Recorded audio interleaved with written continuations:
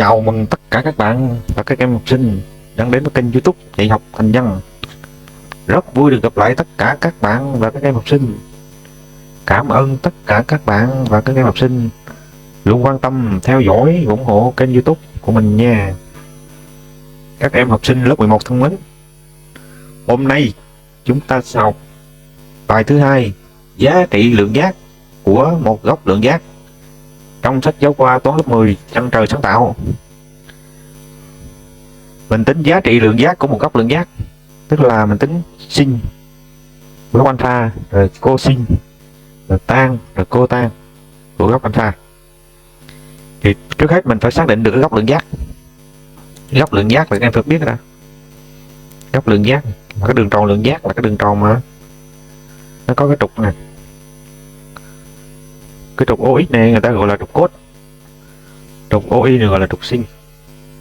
Đó. Và đường tròn có bán kính bằng 1, cho nên đây là sẽ là 1, đây là trừ 1, đây 0, 1, và đây là trừ 1. Ta phải biết là cái góc đi lên này là góc dương, rồi góc đi xuống này là góc âm. Đó. Ta cũng đồng thời biết được luôn mấy cái góc đặc biệt. Góc từ đây là góc 0, vì từ đây nó hợp với cái tia này là 0 độ, lên đây là 90 độ, qua đây 180. Thì từ đây chạy về đây là 2 pi, một vòng tròn này là 2 pi, nửa vòng tròn này là 1 pi, mà đi theo cái chiều dương nha. Đây là pi chia 2, pi chia 2 là tương ứng với 90 độ, pi là tương ứng với 180 độ, 2 pi là tương ứng với 360 độ. Như vậy muốn pi chia 6 thì mình lấy cái vòng tròn chia 6 phần ra, 1, 2, 3 nè. Pi chia 6 thì nằm chỗ này. Pi là tương ứng 180, 180 chia 6 là tương ứng với 30. Đó. Rồi. Đây là pi. Mình chia làm 4 phần nè. Chia 2, chia 3, chia 4. Như vậy góc đây là góc pi chia 4. Tương ứng với 45 độ. Đó. Và pi chia 4 nằm chỗ này. Pi trên 3 thì mình là chia cái vòng tròn làm 3. 1, 2, 3, như vậy pi chia 3 đây. Pi chia 3, 180 chia 3 là bằng 60 độ. Nằm chỗ này. Đây là pi chia 3. Và tới đây là pi chia 2. Tương tự mình tính qua bên này. Được chưa? Từ đây là pi chia 3 thì qua đây sẽ là 2 pi chia 3 nè.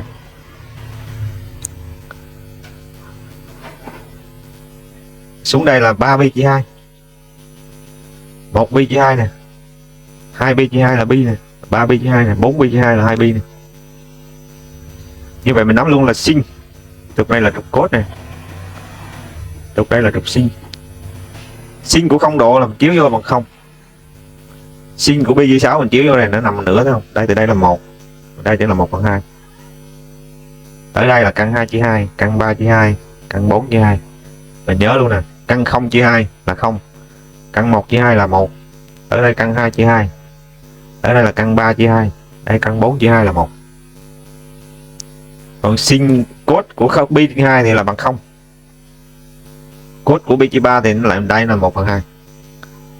Chỗ đây là căn 2 chia 2, chỗ đây là căn 3 chia 2. Căn 0 chia 2, căn 1 chia 2, căn 2 chia 2, căn 3 chia 2, căn 4 chia 2 là tính là 1. Trên cái trục úi này là 1 anh nha. Còn trên cái đường tròn là đây là số 0, và chạy tới đây là 2 pi. Đó, mình phải nắm cho chắc những cái góc này góc đặc biệt á. Rồi tan thì mình cứ lấy sin, tan thì bằng sin chia cos thì nó sẽ ra thôi. Rồi bây giờ người ta nói gì đây?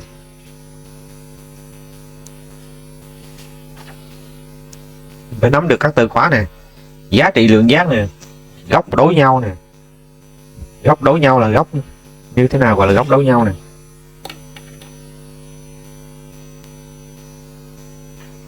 Góc đối nhau tức là góc dương, góc âm gọi là góc đối.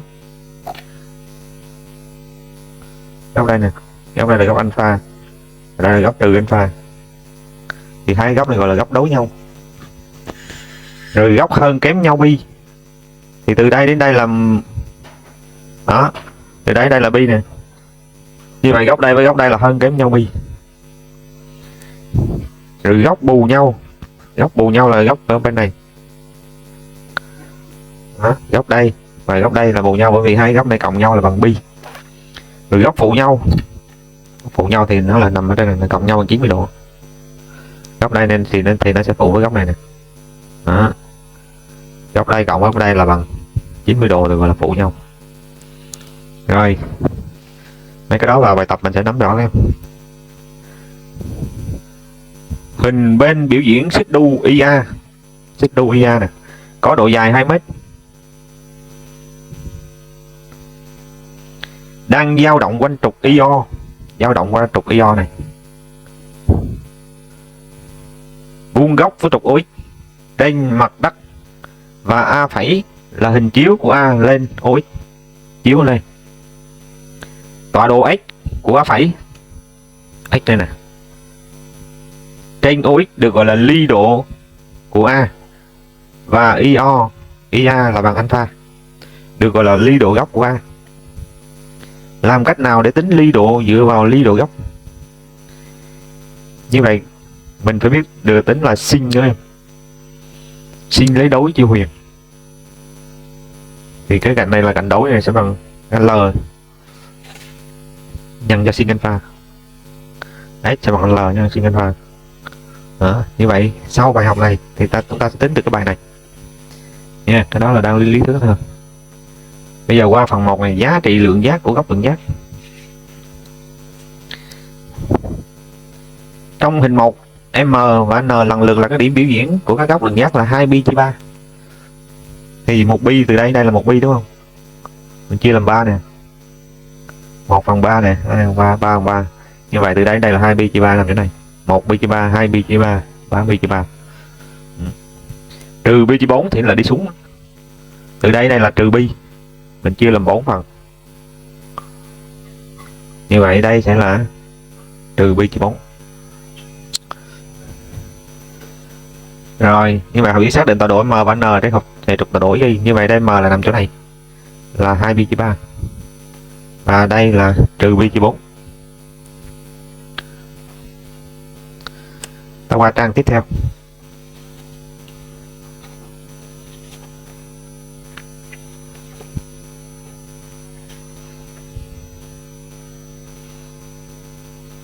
Trên đường tròn lượng giác, gọi M là điểm biểu diễn góc lượng giác có số đo alpha. Khi đó tung độ IM thì gọi là sin của alpha.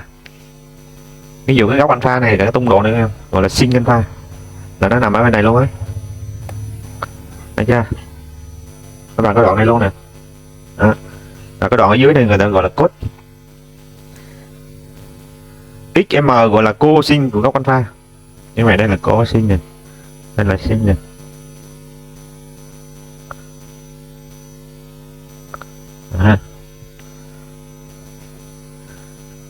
Nếu XM khác 0 thì tỷ số IM chia XM, IM này chia XM là tan lấy đối chia kề là bằng sin alpha chia cos alpha, gọi là tan của alpha. Còn IM XM là kề chia đối chia IM thì bằng cos chia sin thì gọi là cotan alpha. Thì người ta mới nói là các giá trị này sin alpha, cos alpha, tan alpha và cotan alpha được gọi là các giá trị lượng giác của góc lượng giác alpha. Đó.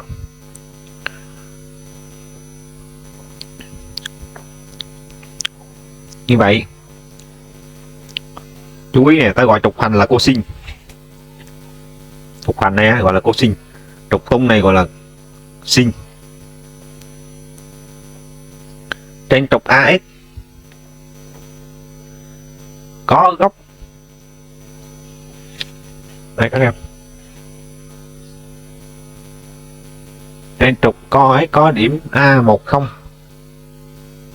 trên trục AS nè có điểm A đây là 10 nè, song song với trục sin, trục này là trục sin. Hình 3A đây Thì cái trục này người ta gọi là trục tan.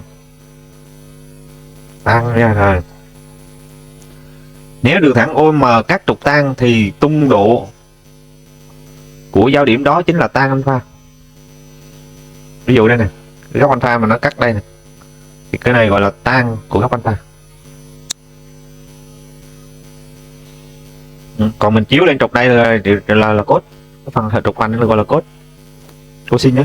Còn mình chiếu lên cái trục tung này là gọi là trục sin, là sin, đúng không? Từ đây là sin, từ đây là cos, chiếu lên đây từ đây gọi là tan. Rồi trên trục BT là trục này có góc ở điểm là B là 0 1 nè, 0 là x nè, mà 1 là y nè, và song song với trục cosin hình 3B này gọi là trục cotan.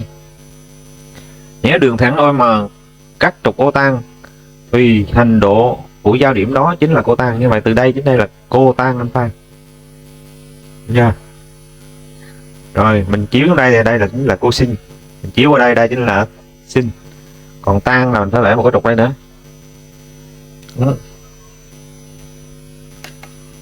Bạn vẽ vô nhiều quá nó rối, mình phải vẽ một cái trục, mình trục tan nữa thì nó ra tan. Đó là cái cách mình làm trên hình học thôi, cái thực tế mình cũng làm áp dụng công thức là chính. Qua phần B,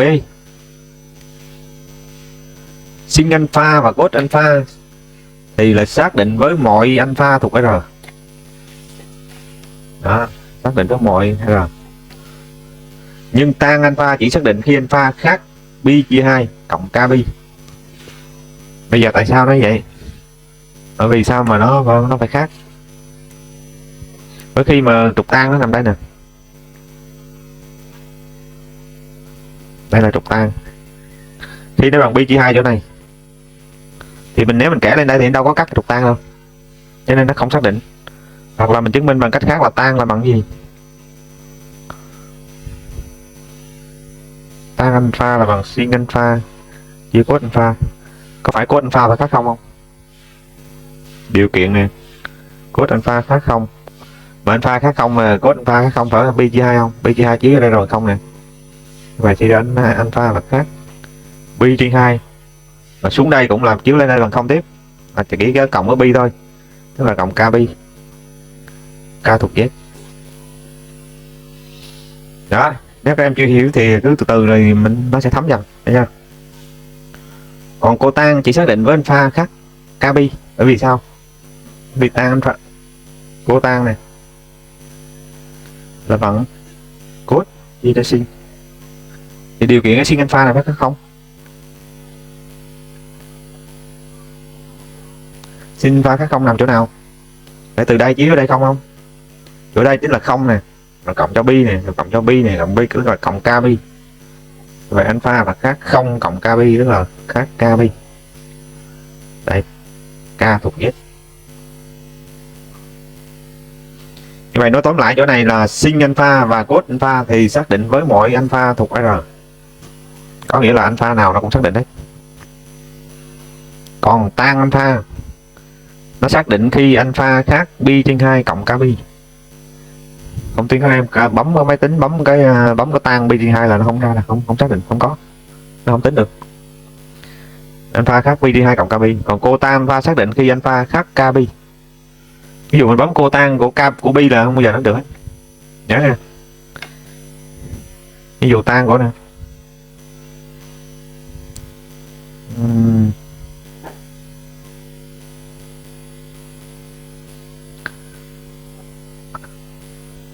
Tan của pi chia 2 nè, nó đâu có tính được đâu, thấy không? Vậy nó phải khác pi trên 2 cộng k pi. Và ta phải nhớ luôn nè, với mọi góc lượng giác alpha và số nguyên k ta luôn có sin alpha cộng k hay pi bằng sin alpha. Tại sao như vậy?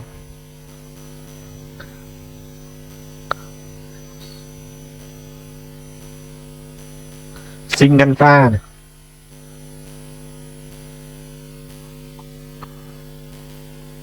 thì thì nó là bằng sin alpha cộng k 2 pi, k thuộc z. Bởi vì khi mình cộng 2 pi thì nó lại lặp lại ở chỗ đây đó, cho nên sin nó cũng bằng nhau mà cos nó cũng bằng nhau luôn. Cho nên mình mới có công thức này, vì là cái tia cuối nó sẽ lặp lại chỗ đó, cộng 2 pi nó lặp lại, cộng tiếp 2 pi để lặp lại.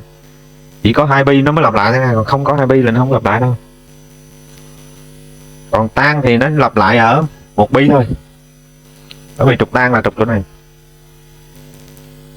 trục tan này, trục đây trục cos, thì tan làm chiếu lên đây là tan. Và khi nó chạy tới 1 pi nữa thì đây tới pi thì mình đây mình chiếu lên thì nó cũng đoạn này, cho nên nó chỉ là k pi thôi. Cô tan cũng tương tự là cộng bằng cộng k pi, cho nên người ta mới có câu là cos đối sin bù phụ chéo tan pi, tan pi. Rồi thông qua cái bảng này.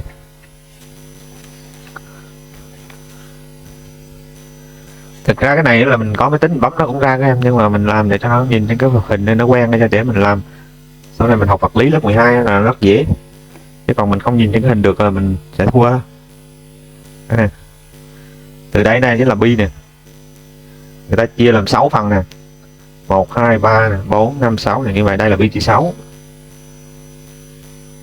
Từ đây là pi, đây là thấy pi không, chia làm 6 phần là đây là pi chia 6. Còn chia làm 1 2 3 4 thì đây chính là pi chia 4. Và chia làm 3 phần là 1 2 3 thì nó là pi chia 3. Từ đây đến đây mình chia làm 2 phần là pi chia 2, thấy không? Nhưng mà mình chia cái pi này mình bao nhiêu phần thì là pi chia cho mấy đó. Pi trên 6 nè, pi trên 4 nè, pi trên 3, pi trên 2 nè. Nhìn như ta thấy luôn nè, sin của không chiếu vào bằng không. Sin của pi 6 chiếu vào đây là 1/2, mình thấy bằng nửa đâu, 1/2. Đây mắt thường thường mình nhìn thôi, còn mình bấm máy tính nó cũng ra vậy. Pi trên 4 chiếu vào đây là căn 2 chia 2. Chiếu vào đây căn 3 chia 2, chiếu vào đây là 1 là căn 4 chia 2. Thì mình nhớ luôn là căn 0 chia 2, căn 1 chia 2, căn 2 chia 2, căn 3 chia 2, căn 4 chia 2. Còn cos là mình tính từ cái pi đến 2 lại, mình chiếu xuống đây là nó không nè. Cos pi trên 2 bằng 0 mà thấy không? Tới đây pi trên 3 chiếu đây là thấy đây là 1/2. Pi trên 4 chiếu xuống đây là căn 2 trên 2, căn 3 trên 2. Tới 0 mình chiếu ở đây là ra số 1. Số 0 này là trên đường tròn, còn số 1 là trên trục UX nha. Nhớ không? Chứ không mà thấy số 0, số 1 tùm lum hết. Thì cos thì mình sẽ tính đây là căn 0 chia 2, căn 1 chia 2, căn 2 chia 2, căn 3 chia 2, căn 4 chia 2. Căn 4 là 2, 2 chia 2 được 1. Như vậy tan sẽ lấy sin chia cos 0 chia 1 bằng 0. Tiếp tới mình chia ra đây. Căn 2 chia 2, căn 2 chia 2 giống nhau, chia ra 1. Tăng pi trên 3 là bằng đây, căn 3. Từ đây là không được đường này. Thấy không? Cái này hồi nãy nó phải khác pi trên 2 này cộng k pi này. Tại vì 1 chia 0 nó xác định đâu. Bây giờ này là cô tăng là bằng cos chia sin thì 1 chia 0 cũng không xác định.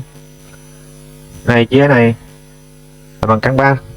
Này giống này cho nên chia bằng 1. Cái này chia này là 0 chia 1 bằng 0. Đó, như vậy cái bảng này làm phải nắm nè.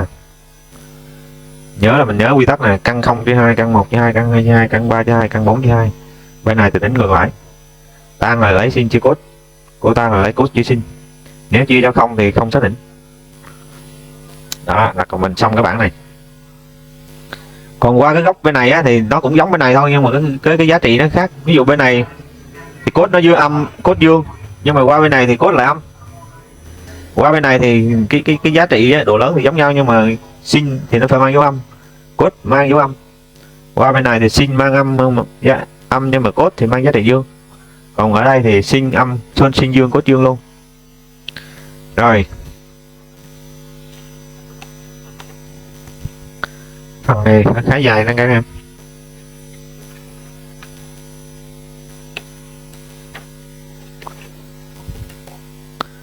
Bây giờ sử dụng bảng trên và hình 4, ta có thể xác định được giá trị lượng giác của một số góc đặc biệt khác. Tính giá trị lượng giác của góc 13 pi trên 3. Đây người ta có làm rồi nè. 13 pi trên 3. 13 pi trên 3 sẽ bằng là 12 pi trên 3. Bằng 12 pi nè. Để cộng cho pi nè. Đó. 12 pi trên 3 là chia ra được 4 pi nè. Bằng pi trên 3 đây. Thì sin của 13 pi trên 3 sẽ bằng sin của pi trên 3 cộng 4 pi. Nhưng mà nãy thầy nói rồi, pi trên 3 nè, pi trên 3 là từ đây đây là pi, cho nên mình chia làm 3 phần này. Đó. Pi trên 3 nằm đây. Mình cộng 2 pi thì nó quay lại cũng đây. Mình cộng tiếp 2 pi nữa quay lại đây. Như vậy sin của 12 pi trên 3 nó chỉ bằng sin của pi trên 3 thôi. Cái 2 pi, 2 nhân cho 2 pi thì bỏ đi. Và sin của pi trên 3 thì nãy mình tính rồi. Sin pi trên 3 mình nhìn đây mình thấy nó nhìn vô đây nè. Mình nhìn vô đây nó gần số 1 nên chỗ này chính là căn 3 chia 2. Còn không thì mình nhìn vô cái bảng này. Sin pi 3 là căn 3 chia 2. Còn không nhìn vô đây nó thấy nó lớn là căn 3 chia 2. Còn nếu nó thấy dưới này là 1/2 này là căn 2 chia 2 này. Còn không nữa thì không nhớ cái bảng thì lấy máy tính bấm. Thì cốt của 13 pi trên 3 cũng bằng cốt của 4 pi nè cộng pi chia 3. 4 pi là 2 lần của 2 pi thì mình bỏ đi này cũng bằng cốt của pi chia 3 thôi. Cốt pi chia 3 thì nhìn như đây nè, trục cốt đây. Mình chiếu xuống đây thấy nằm ở giữa không? Thì cho nên nó ra chỉ là 1/2. 1/2 thì mình điền vô 1/2 đây. Còn không thì xem cái bảng. Còn không nữa thì lấy máy tính bấm. Rồi, tan thì bằng sin chia cốt. Sin là bằng căn 3 chia 2 nè, chia cho cốt là 1/2 nè. Căn 1/2 bỏ đi nè, còn lại căn 3. Cô tan thì bằng cốt chia sin thì nó ngược lại, nó sẽ bằng căn 3 chia 3.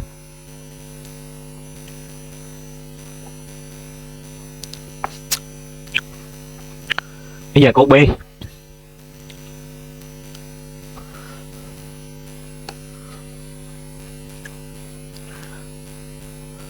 Tính giá trị lượng giác của góc trừ 45 độ. Thì trừ 45 độ là nó nằm chỗ nào?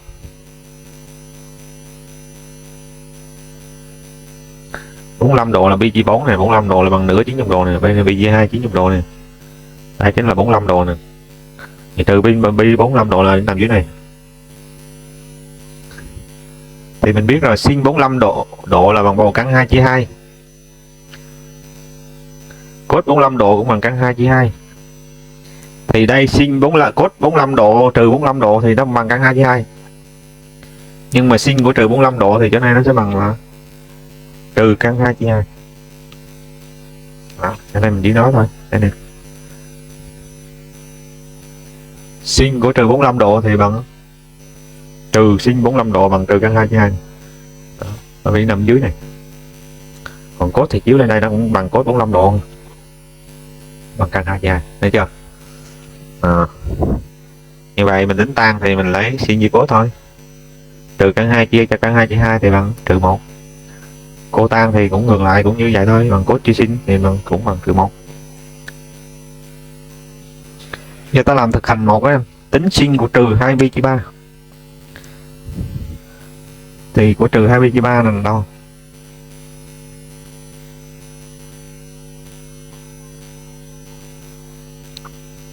Đây, pi chia 3 mình chia làm 3 lần là đây, 1 pi chia 3, 2 pi chia 3 nè.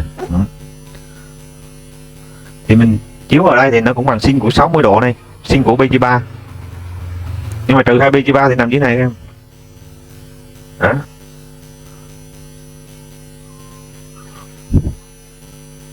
Trừ pi chia 3 này. Thì cái đoạn này chính là trừ căn 3 chia 2. Cái đoạn ở trên đây là căn 3 chia 2. Đây là pi chia 3 nè. 2 pi chia 3. Sin của 2 pi trên 3 này cũng bằng sin của pi trên 3. Cũng bằng căn 3 chia 2. Vì sao? Vì mình nhìn vô cái hình này mình chứng minh được. Còn đây là nó dưới số 0 nó mang dấu âm cho nên trừ căn 3 chia 2. Thì mình chỉ cần ghi như thế thôi. Sin của trừ 2pi chia 3 là bằng trừ căn 3 chia 2. Một là mình nhìn vô cái hình này, hai là mình bấm máy tính đặt ra thôi. Rồi tan của 495 độ thì bằng tan của 360 độ cộng 135 độ. 360 độ là một vòng tròn, cho nên mình chỉ tính 135 độ thôi. 135 độ là ở đây nè. 135 là bằng 90 cộng cho 45. Cái 360 này mình bỏ đi, bởi vì nó vòng tròn lặp lại rồi. 90 cộng cho 45 là đây nè, đây là 135 độ. Đó. Và biết tính tan. Mình thấy đây cũng 45 độ, giống cái 45 độ tan này. Mình chiếu xuống đây nè. Đó. Thấy từ đây chính là 1. Thì từ đây đến đây cũng là 1, nhưng mà nó là trừ 1 anh em. Đó. Như vậy nó sẽ bằng tan của 135 độ. Tan của 135 độ sẽ bằng trừ 1. Đó. Rồi ta qua trang tiếp theo.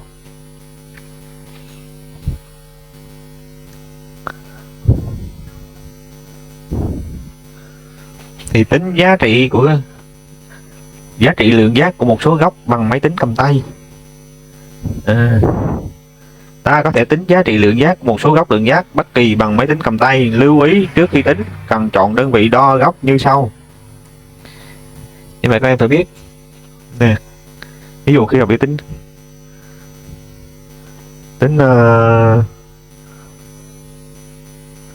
bằng độ thì mình phải bấm shift menu nè, mình chọn số 3 này là đi ghi là độ nè, còn rồi mình bấm 3 độ này, mình bấm sin 45 độ ví dụ vậy thì nó bằng căn 2 chia 2.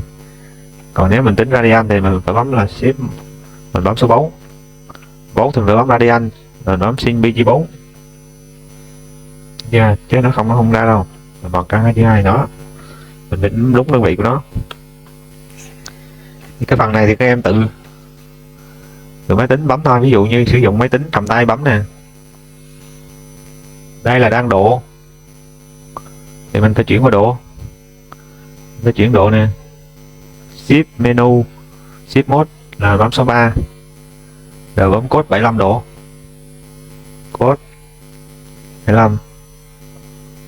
Như vậy là nó bằng căn 6 trừ căn 2 chia 4.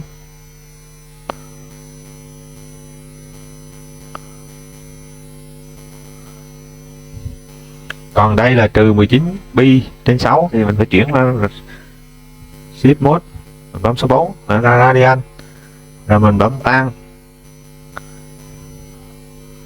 với trừ 19 pi, shift pi chia cho 6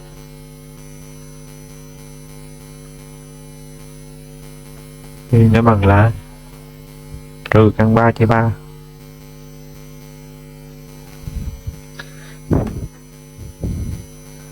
Vì bài học này nó quá dài nữa các em, cho nên thôi đến đây mình kết thúc tại đây nha các em.